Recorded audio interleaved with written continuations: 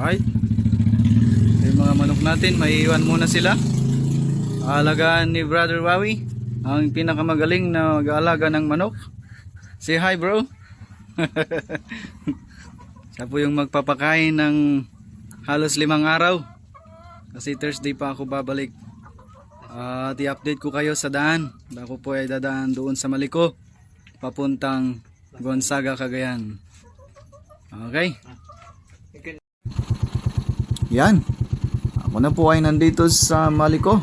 At konting abante pa po ay mararating na natin ang viewpoint ng Maliko. Yan po yung ating dinaanan. Nakalimutan kong nag-time check kanina pagpasok ko dito sa Maliko. Okay, nandito na po tayo sa viewpoint at ito po ang matatanaw. Mga bundok. At maya maya po ay tutuloy na natin ang ating biyahe. At ipapakita ko sa inyo kung gaano kaliko ang daanan dito sa Maliko Road. Sila po yung mga nakasabayan natin.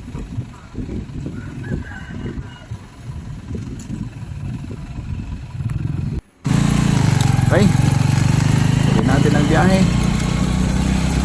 At ako na po ay pababa, palabas doon sa may 7-Eleven ng Santa Fe.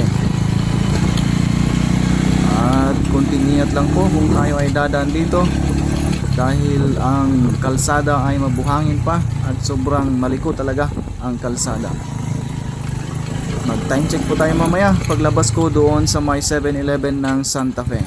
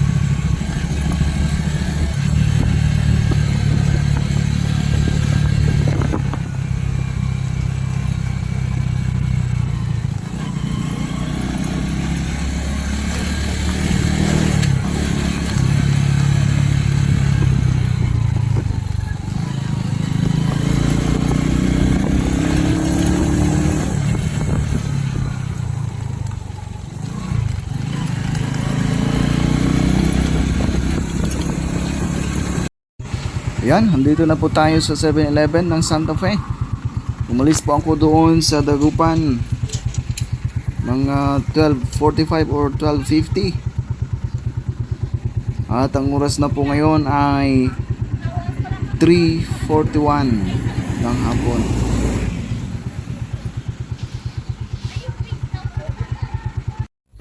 Okay, time check po tayo ulit. Ang oras na po ay 7:52 ng gabi.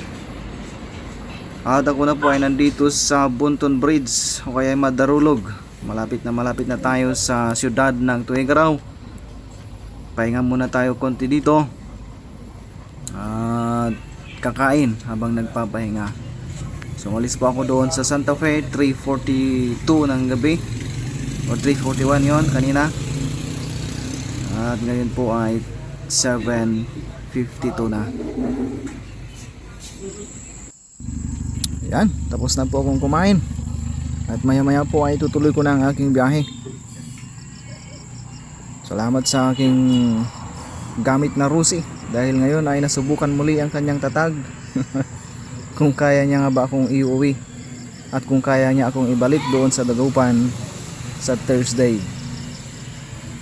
So maya maya po ay tutuloy ko ang aking biyahe pauwi ng Gonzaga. Yan, tara na ulit. Kita ko po sa inyo ang tulay ng Bunton Bridge, ang pinakamahabang tulay dito sa probinsya ng Cagayan.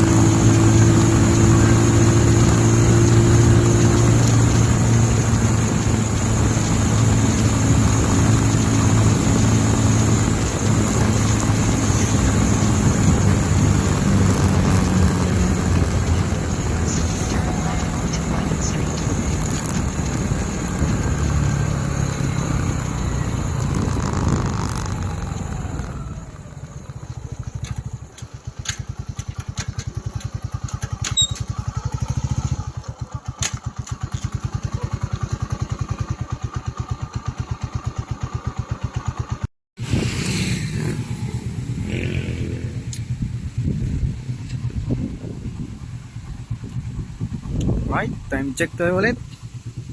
Ang oras na po ay 10:56 or 57.